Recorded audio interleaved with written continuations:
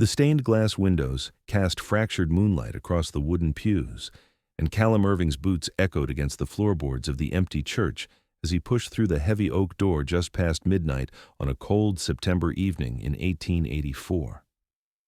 He had been riding hard for 3 days straight, chasing a horse thief across the Idaho territory, and the small church in Shoshone City seemed like the only place still standing that might offer him a moment of peace before he continued his pursuit at dawn.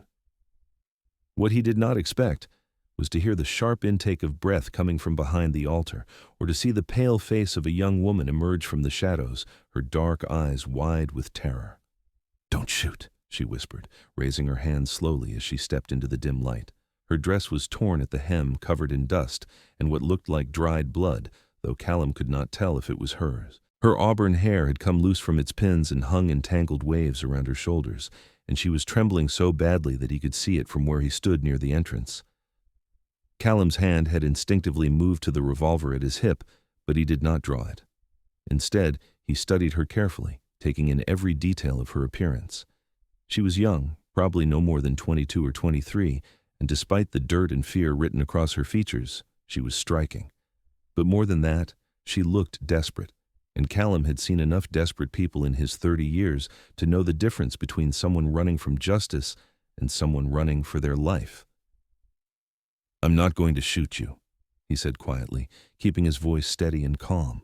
He took a few steps closer, moving slowly so as not to spook her further. "Tell me who you're running from." The woman's eyes darted toward the door behind him, as if she expected someone to come crashing through at any moment. Her hands were still raised, but they were shaking so violently now that Callum thought she might collapse.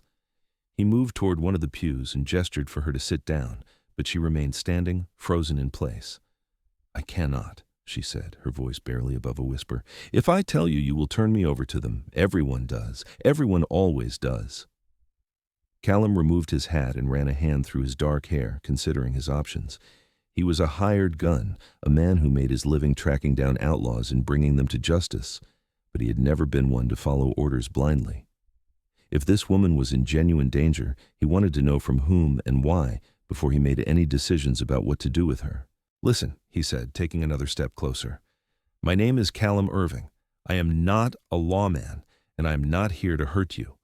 But if someone is after you, and if they are dangerous, then you hiding in this church is not going to keep you safe for long. So you can either tell me what is going on, or you can take your chances alone when they come looking." The woman stared at him for a long moment, her chest rising and falling with rapid breaths. Finally, she seemed to make a decision. She lowered her hands and sank down onto the nearest pew, her legs apparently unable to hold her weight any longer. Callum sat down across the aisle from her, giving her space but staying close enough that he could reach her if she tried to bolt. "My name is Lydia Lawson," she said, her voice stronger now but still laced with fear. "I am running from my husband. Or rather, the man who claims to be my husband, though we were never legally married. His name is Vincent Marsh, and he is the most dangerous man I have ever known." Callum leaned forward, resting his elbows on his knees. "Why does he claim you as his wife if you were never married?" Lydia's hands twisted together in her lap, and she stared down at them as she spoke. 3 years ago, my father owed Vincent a great deal of money. He was a gambler, my father, and he lost everything we had in a card game in Boise. Vincent offered him a deal. He would forgive the debt if my father gave me to him. My father agreed without even asking me." The bitterness in her voice was palpable, and Callum felt a surge of anger on her behalf. He had heard stories like this before, women treated as property to be traded and sold, but it never stopped making his blood boil. And Vincent took you," Callum said. It was not a question. "He did," Lydia confirmed. "He took me to a cabin outside of a town called Silver Creek, about 60 miles north of here. He told everyone there that I was his wife, and I was too afraid to contradict him. Vincent is not just dangerous because he is violent, though he is that too. He is dangerous because he has connections. He knows sheriffs and judges, and he has men who work for him, men who will do anything he asks without question." Callum absorbed this information, his mind already working through the implications. If what Lydia was saying was true, then she was in more danger than he had initially thought. A man with that kind of power would not take kindly to losing his possession, and he would certainly not let her go without a fight. "How did you get away?" he asked. Lydia's eyes filled with tears, but she blinked them back furiously. 2 nights ago, Vincent left to meet with some of his men about a cattle deal. He locked me in the cabin, as he always does when he leaves, but I had been working on loosening one of the boards in the back wall for weeks. I finally managed to pull it free and squeeze through. I stole one of the horses from the barn and rode as hard as I could. I did not stop except to let the horse rest, and I ended up here. I thought the church would be safe. I thought God might protect me, even if no one else would. The desperation in her voice broke something inside Callum. He had spent years building walls around his heart, telling himself that he could not afford to care about every person in trouble that crossed his path. But there was something about Lydia, something about the way she held herself together, despite the fear that clearly consumed her, that made him want to help her. He wanted to keep her safe, not just tonight, but for as long as she needed protection. "You need to rest," he said, standing up and moving toward the front of the church. There was a small room off to the side where the pastor probably kept supplies, and Callum hoped there might be a blanket or something Lydia could use. He found an old quilt folded on a shelf and brought it back to her, draping it over her shoulders. She looked up at him with surprise, as if she could not quite believe that he was being kind to her. "Thank you," she whispered. "Do not thank me yet," Callum said, sitting back down. "If Vincent Marsh is as connected as you say, then he is probably already looking for you. He will have men searching every town between here and Silver Creek, and it is only a matter of time before they show up in Shoshone City." Lydia pulled the quilt tighter around her shoulders, her face pale. "Then I will keep moving. I will go west, maybe to Oregon. I just need to get far enough away that he cannot find me." Callum shook his head. "You will not make it on your own. Not if he has the kind of resources you are describing. You need help, and you need someone who knows how to deal with men like Vincent Marsh." "And you are that someone?" Lydia asked, a hint of skepticism in her voice. "I have dealt with worse," Callum said, though he was not entirely sure that was true. "But I am not going to lie to you. This is not going to be easy. If we leave together, Vincent will assume that you are with me, and he will come after both of us. Are you prepared for that?" Lydia looked at him for a long moment, and Callum could see the wheels turning in her mind. She was weighing her options, trying to decide whether she could trust him. Finally, she nodded. "I do not have much choice," she said. "If I stay here, he will find me. If I run alone, he will catch me. You are offering me a chance, even if it is a small one. I would be a fool not to take it." Callum felt a strange sense of relief wash over him, though he could not quite explain why. He stood up and extended his hand to Lydia, helping her to her feet. She was unsteady, exhausted from days of running and fear, but she stood as tall as she could and met his gaze with determination. We leave before dawn," Callum said. "I have a horse tied up outside, and we can take yours as well. We will head south toward Twin Falls, and from there we will figure out our next move. But right now, you need to get some sleep. I will keep watch and make sure no one comes looking." Lydia hesitated, then nodded. She settled back down on the pew, pulling the quilt around her like a cocoon. Within minutes, exhaustion overtook her, and her breathing evened out as she fell into a fitful sleep. Callum moved to the door of the church and positioned himself where he could see both the entrance and Lydia at the same time. He kept his hand on his revolver, ready for anything. As the hours passed, Callum found himself watching Lydia more than he watched the door. There was something about her that drew him in, something beyond her beauty or her vulnerability. She had a strength in her, a resilience that had kept her alive and moving despite everything that had been done to her. He admired that, and he found himself wanting to know more about her, about who she had been before Vincent Marsh had stolen her life away. The first light of dawn was just beginning to creep through the stained glass windows when Lydia stirred. She opened her eyes and sat up quickly, disoriented for a moment before she remembered where she was. When she saw Callum still standing by the door, she relaxed slightly. "You did not sleep," she said, her voice rough with sleep. "Someone had to keep watch," Callum replied with a small smile. "But we need to move now. The longer we stay here, the more dangerous it becomes." Lydia stood up and folded the quilt, placing it back on the pew. She smoothed down her dress as best she could and tied her hair back with a piece of ribbon she pulled from her pocket. She looked exhausted, but there was a determined set to her jaw that told Callum she was ready to keep moving. They left the church together, stepping out into the cool morning air. Callum's horse was still tied where he had left it, a sturdy bay gelding named Duke. Lydia's horse, a smaller chestnut mare, was grazing nearby. Callum helped Lydia onto the mare, and then he swung up onto Duke. They rode out of Shoshone City just as the town was beginning to wake, heading south along the dusty road. For the first few hours, they rode in silence. Callum kept a careful watch on their surroundings, looking for any sign that they were being followed.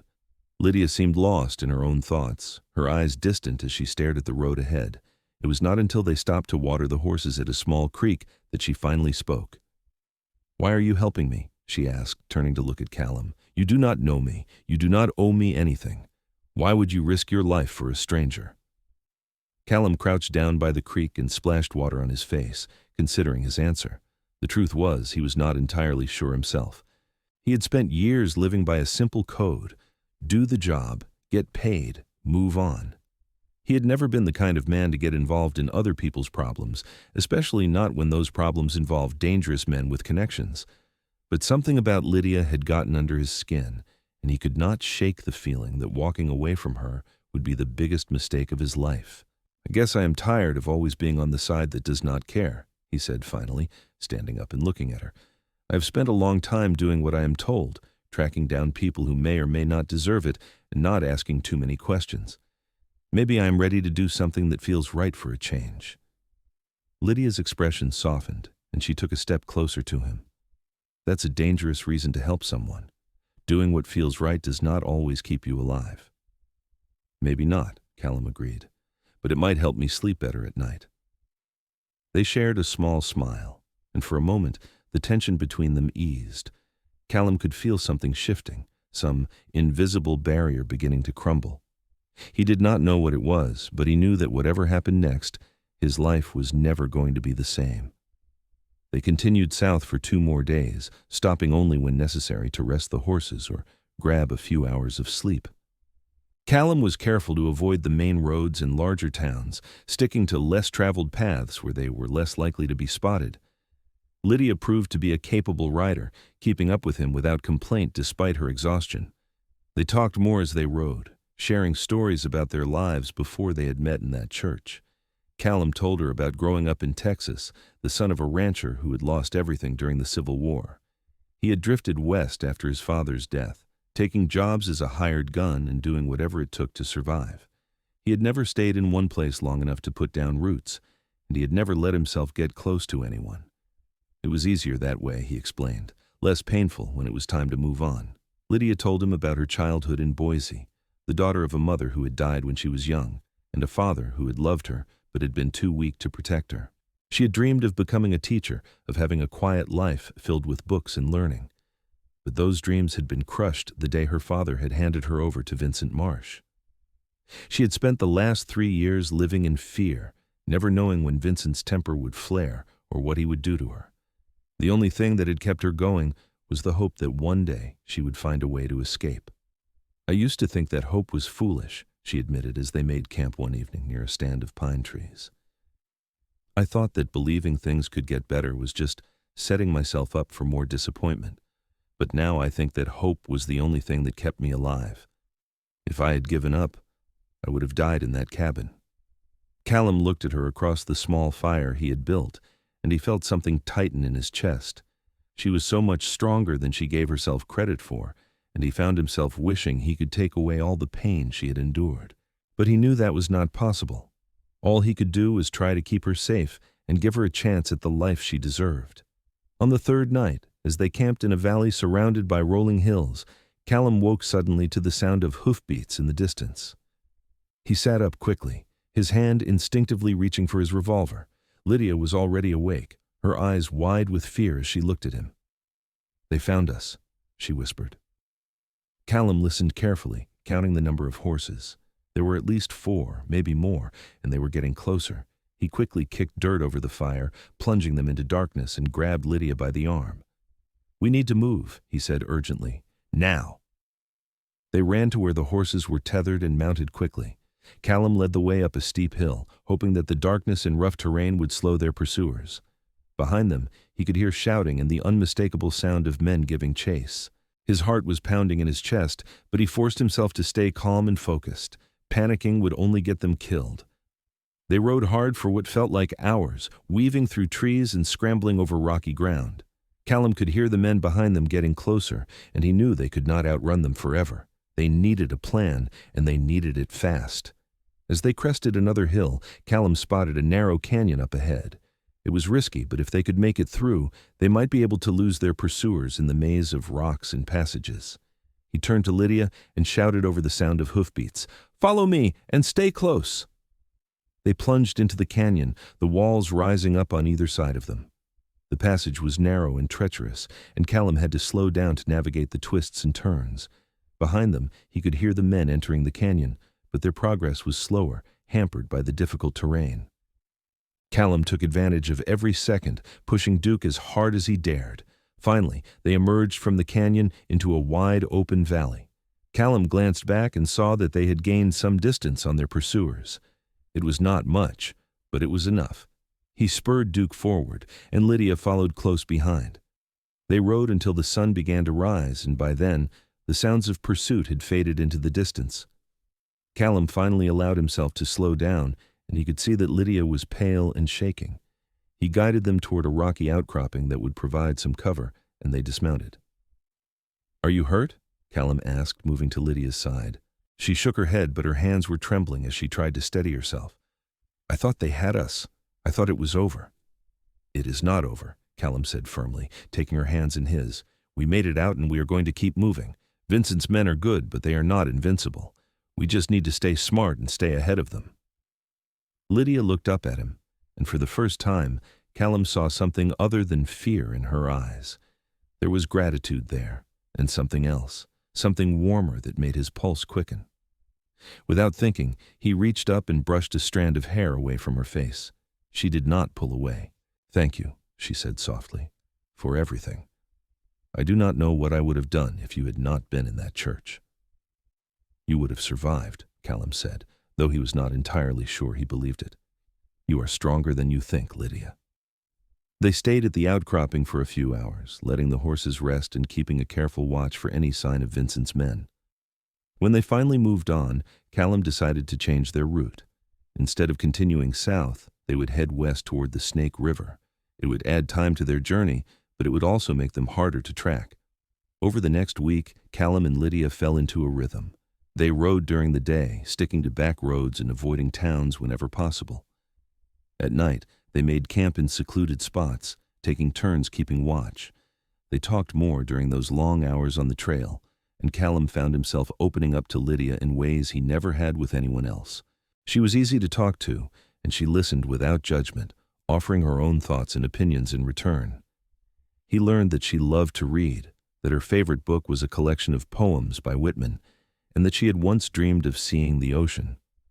She learned that he had a younger sister who had died of fever when he was 16, and that he still carried a photograph of her in his saddlebag. They shared stories and laughter, and sometimes, when the nights were cold, they sat close to the fire and let the silence speak for them. Callum could feel himself falling for Lydia, and the realization both thrilled and terrified him. He had spent so long keeping people at arm's length, convincing himself that he was better off alone. But Lydia had slipped past his defenses, and now he could not imagine his life without her in it. He found himself thinking about the future, about what it might be like to settle down somewhere with her, to build a life together. It was a dangerous thought, one that could get them both killed if he let it distract him, but he could not stop himself from hoping. One evening, as they camped near the Snake River, Lydia asked him the question he had been dreading. "What happens when this is over?" she said, staring into the fire. "When we finally get far enough away that Vincent cannot find me? What then?" Callum was quiet for a long moment, trying to find the right words. "I suppose that depends on what you want," he said finally. "If you want to keep moving, to start over somewhere new, I will help you do that. But if you want to stay, if you want to try to build something here, I would like that too." Lydia turned to look at him, her eyes searching his face. "You would stay? Even after everything we have been through?"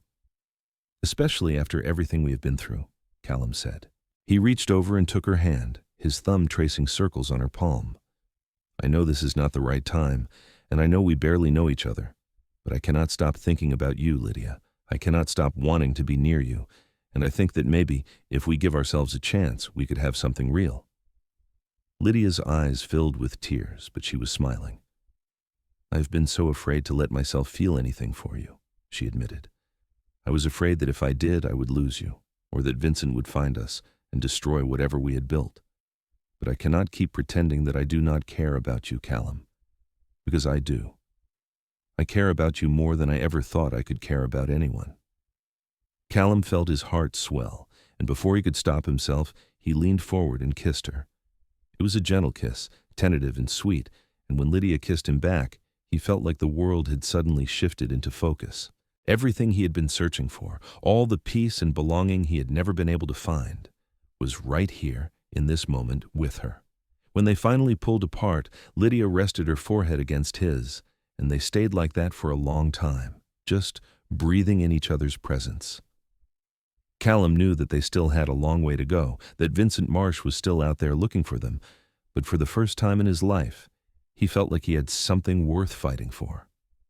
The next morning, they continued west, following the river toward a small town called Glenn's Ferry. Callum had heard that there was a ferry crossing there, and he thought it might be a good place to rest and resupply before they continued on. As they rode, Lydia stayed close to his side, and Callum could not stop himself from reaching over to take her hand whenever the trail allowed it. When they arrived in Glenn's Ferry, Callum was careful to keep a low profile.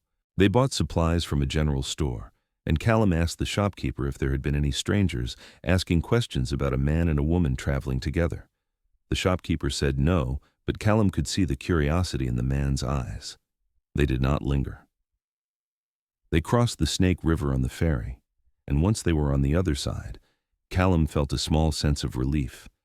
They were putting more distance between themselves and Vincent's men, and every mile made them a little bit safer. But he knew they could not let their guard down, not yet.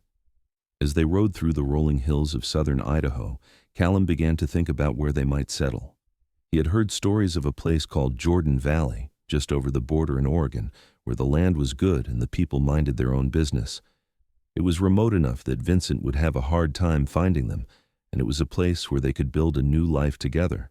That night, as they camped under a sky full of stars, Callum told Lydia about his idea. She listened quietly, and when he finished, she smiled. "It sounds perfect," she said, "but are you sure you want to do this? You have spent so long moving from place to place. Are you ready to settle down?" "I am ready if you are," Callum said, pulling her close. "I have been running my whole life, Lydia. I am tired of it. I'm ready to find a place where I belong, and I think that place is wherever you are." Lydia's smile widened, and she kissed him, her arms wrapping around his neck. Callum held her tightly, feeling like he had finally found the home he had been searching for all along. They spent the next 2 weeks making their way toward Jordan Valley, traveling slowly and carefully. The further they got from Idaho, the more relaxed they became. There were no more signs of Vincent's men, and Callum began to hope that they had finally lost them. When they finally arrived in Jordan Valley, Callum felt a sense of peace settle over him. The town was small, just a few buildings clustered around a main street, but it was surrounded by beautiful open land and the promise of a fresh start. They found a small house on the edge of town that was available to rent, and Callum paid the owner 3 months in advance. The house was simple, just 2 rooms and a small kitchen, but it was theirs. Lydia stood in the middle of the main room and spun around slowly, taking it all in. Her eyes were bright with happiness, and Callum could not remember the last time he had seen her look so free. "It is perfect," she said, throwing her arms around him. "I cannot believe this is real." "It is real," Callum assured her, holding her close, "and it is only the beginning." Over the next few months, they settled into their new life in Jordan Valley. Callum took a job as a ranch hand on a nearby cattle operation, and Lydia found work helping the local school teacher. They were careful not to draw too much attention to themselves, but slowly, they began to feel like they were part of the community. Callum loved coming home to Lydia at the end of each day, loved the way she would greet him with a smile and a kiss, loved the way they would sit together on the porch in the evenings and talk about their day. He had never been happier, and he could see that Lydia felt the same way.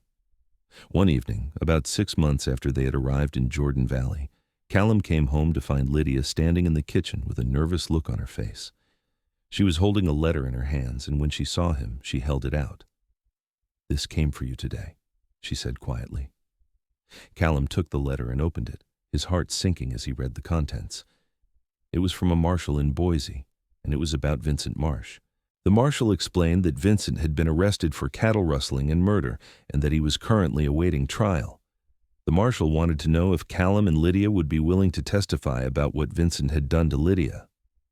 Callum looked up at Lydia, and he could see the fear in her eyes. "What do you want to do?" he asked gently. Lydia was quiet for a long moment, and then she straightened her shoulders. "I want to testify," she said firmly. "I want to make sure he pays for what he did, not just to me, but to everyone else he has hurt. I am tired of being afraid of him, Callum. I am ready to face him and tell the truth." Callum felt a surge of pride as he looked at her. She had come so far from the terrified woman he had found hiding in that church, and he knew that she was strong enough to face Vincent Marsh and everything that came with it. "Then we will go," he said, taking her hands in his, "and I will be with you every step of the way." They traveled to Boise a few weeks later, and Callum stayed by Lydia's side as she gave her testimony. It was difficult, reliving all the pain and fear that Vincent had inflicted on her, but Lydia did not falter. She stood in front of the courtroom and told her story with strength and dignity, and when she was finished, there was not a dry eye in the room. Vincent Marsh was found guilty on all counts and sentenced to life in prison. As the verdict was read, Callum watched Lydia's face, and he saw the moment when the weight of fear finally lifted from her shoulders. She turned to him with tears streaming down her face, and he pulled her into his arms, holding her tightly as she cried tears of relief and joy. It is over," she whispered against his chest. "It is finally over." "It is over," Callum agreed, kissing the top of her head. "And now we can start our lives together, without any shadows hanging over us." They returned to Jordan Valley a few days later, and life settled back into a comfortable rhythm.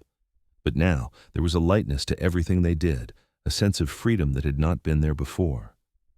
Lydia smiled more, laughed more, and Callum could see that she was finally beginning to heal. One evening, as they sat on the porch watching the sunset, Callum turned to Lydia and took her hand.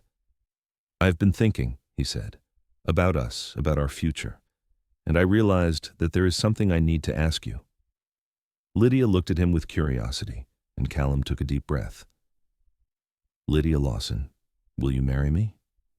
I know we have been through a lot, and I know our life together has not been conventional, but I love you more than I ever thought I could love anyone. I want to spend the rest of my life with you, building a home and a family and a future. Will you be my wife?" Lydia's eyes filled with tears, and she threw her arms around him. "Yes," she said, her voice breaking with emotion. "Yes, Callum, I will marry you. I love you so much, and I cannot imagine my life without you." Callum kissed her deeply, his heart overflowing with happiness. They were married a month later in a small ceremony at the church in Jordan Valley, with a few friends and neighbors in attendance. Lydia wore a simple white dress that she had sewn herself, and Callum wore his best suit. When the preacher pronounced them husband and wife, Callum felt like the luckiest man alive. Their first year of marriage was filled with joy and hard work. Callum continued working at the ranch, and he was eventually promoted to foreman. Lydia started a small tutoring business helping children in the area with their reading and writing. They saved their money carefully, and after a year, they were able to buy a small piece of land just outside of town. Together, they built a house with their own hands, working side by side every evening and on weekends.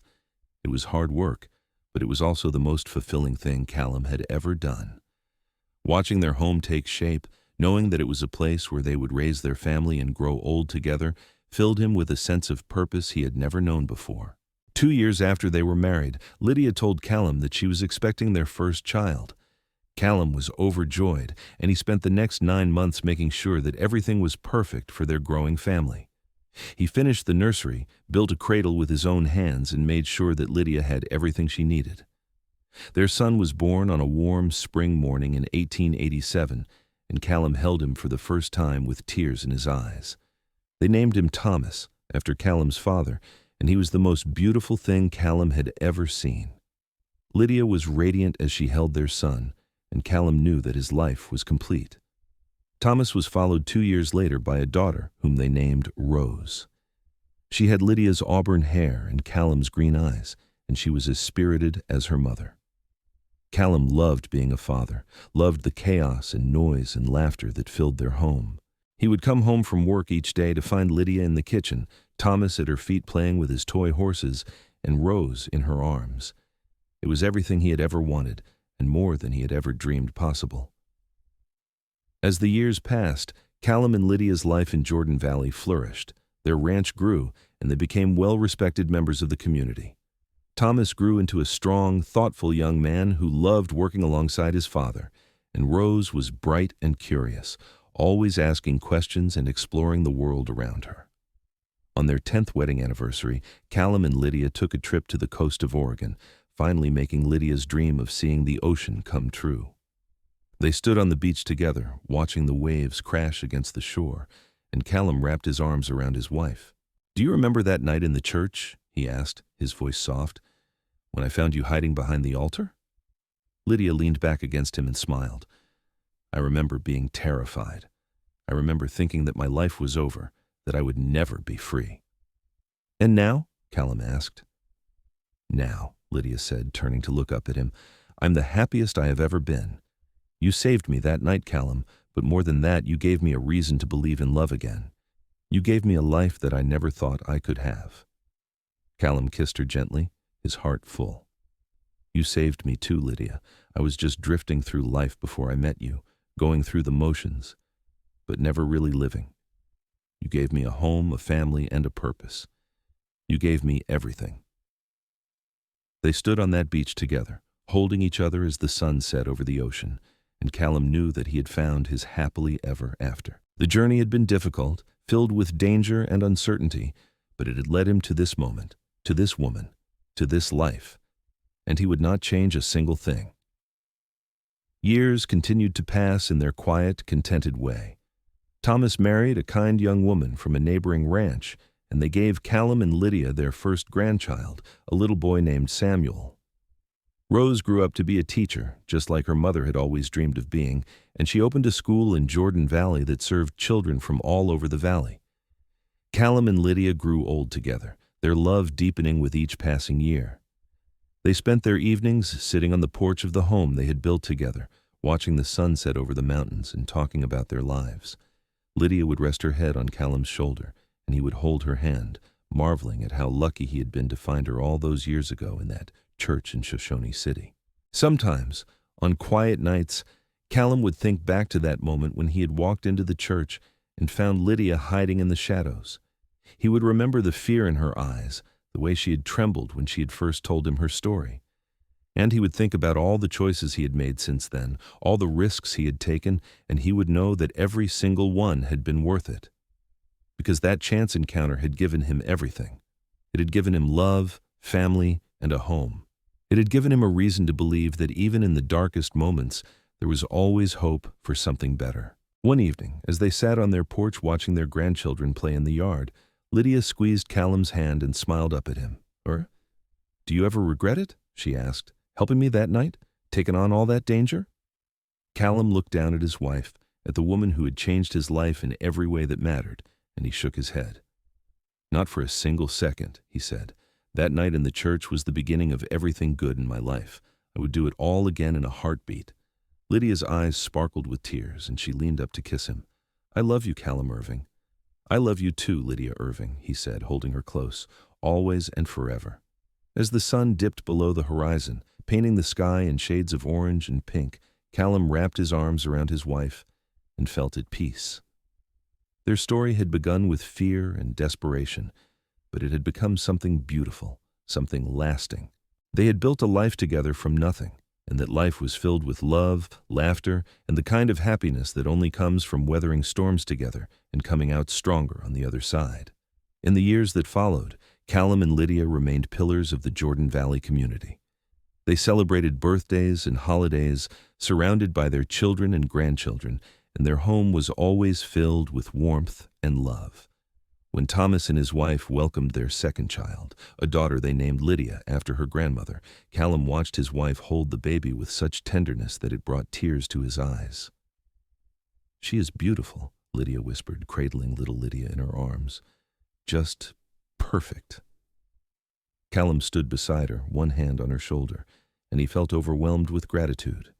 This was his legacy, he realized, not the years he had spent as a hired gun, not the dangerous men he had tracked down, or the risks he had taken.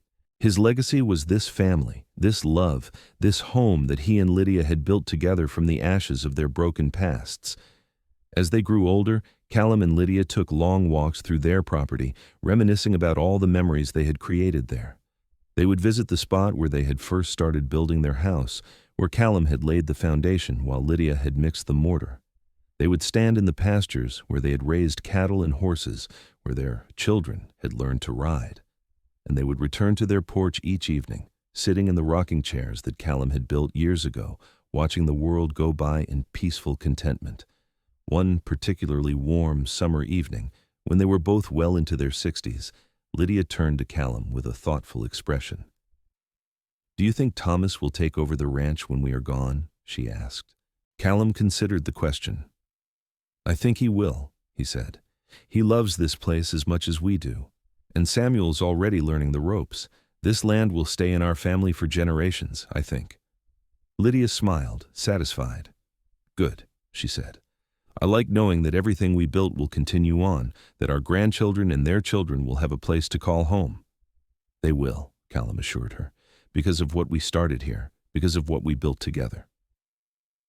As the seasons changed and the years continued to pass, Callum and Lydia remained devoted to each other.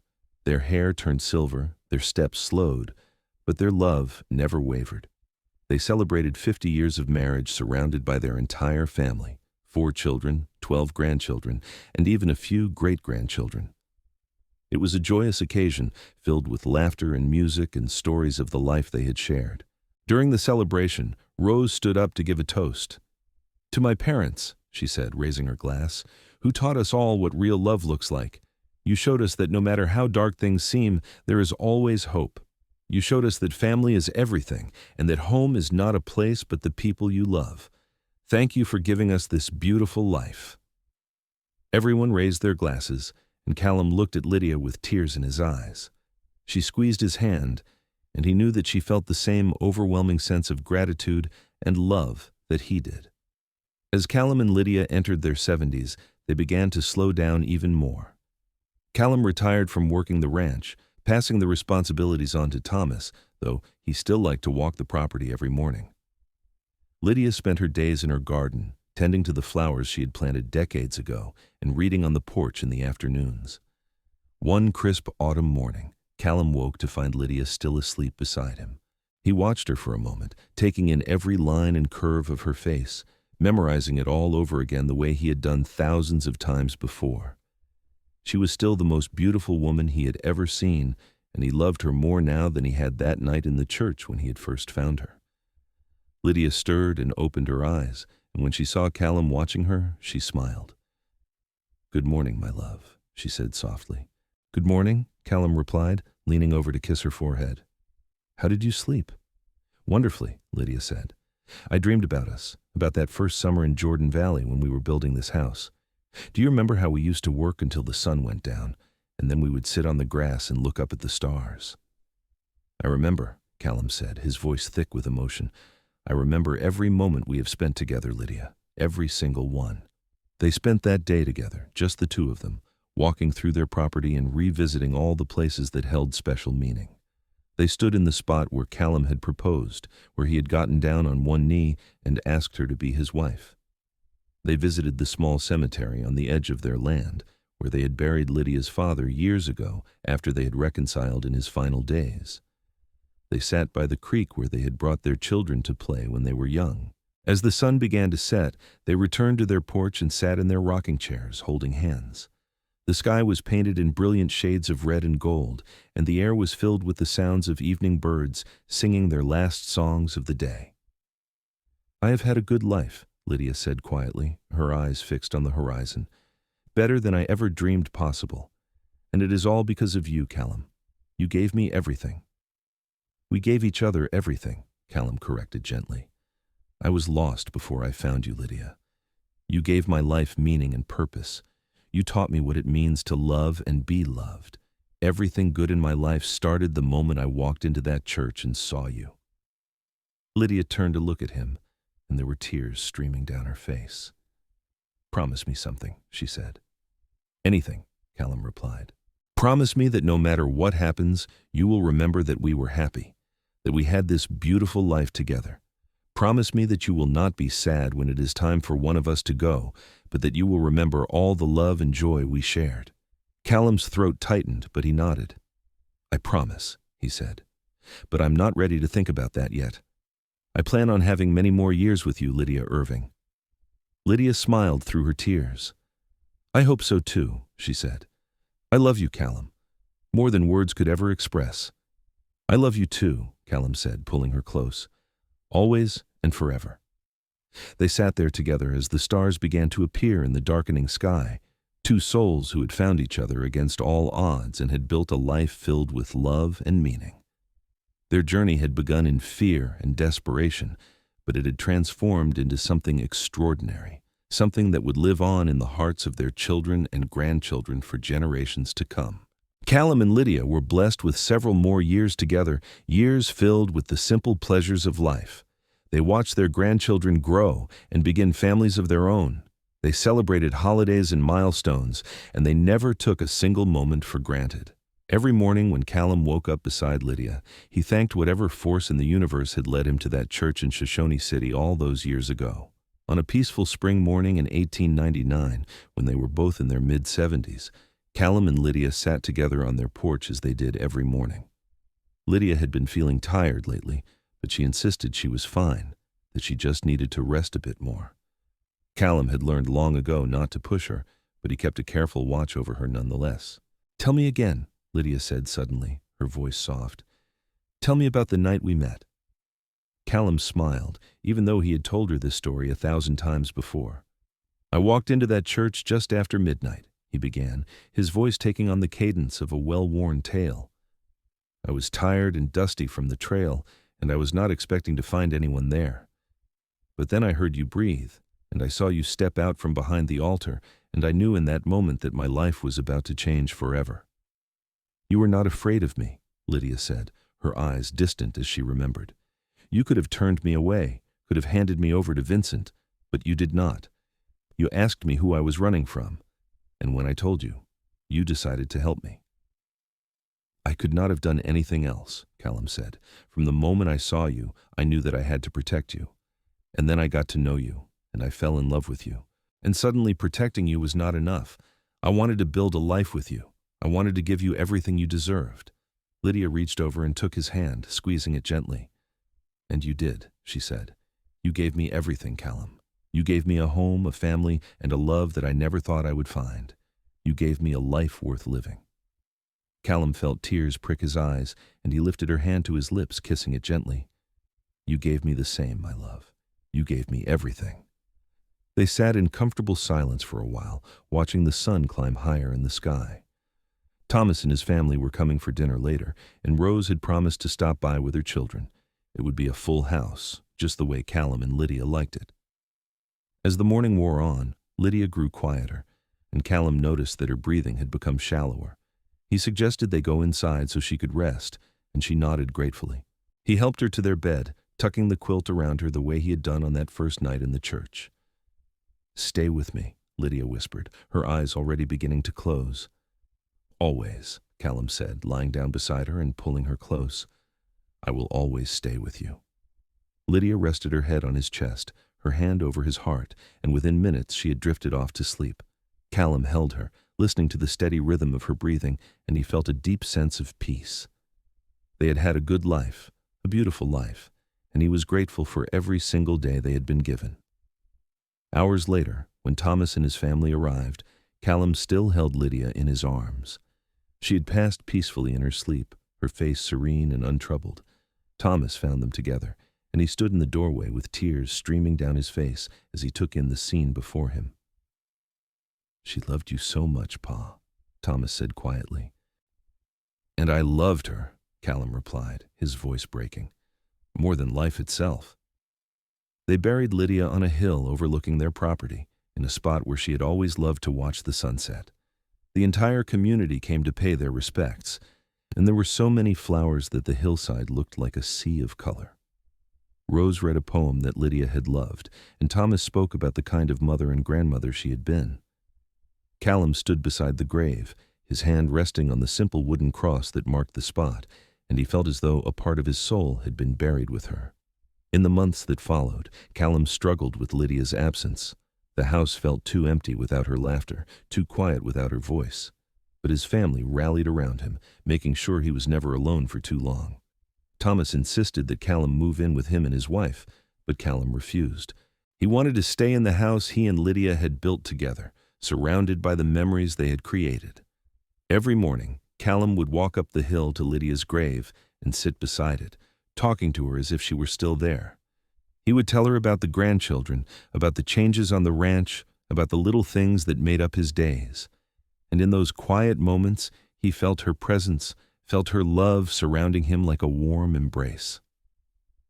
One year after Lydia's death, on what would have been their 52nd wedding anniversary, Callum walked up the hill to her grave and sat down in his usual spot. The sun was setting, painting the sky in those familiar shades of orange and pink that Lydia had always loved.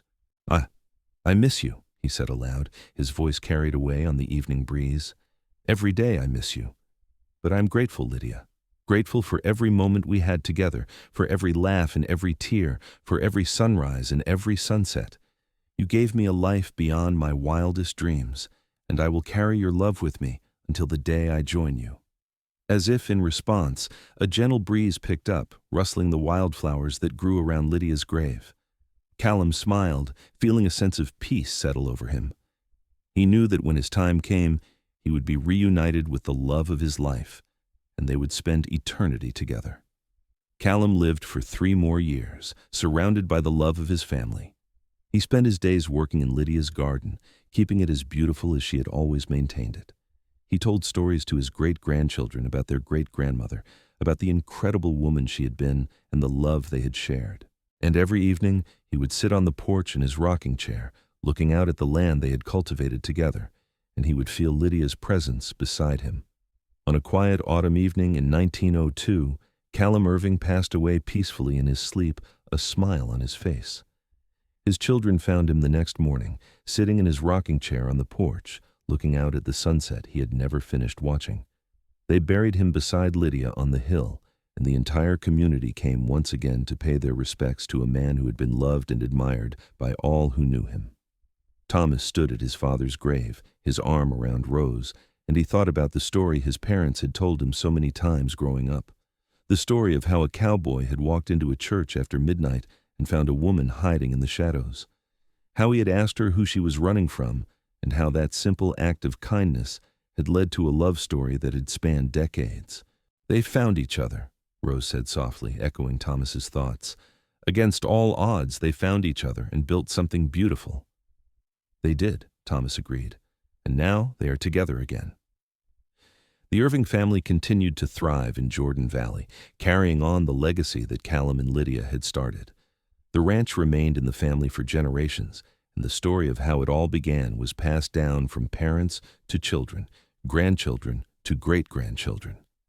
It became a legend in the valley, a reminder that even in the darkest moments, love could be found, and that sometimes the most extraordinary lives begin with a single act of courage and compassion.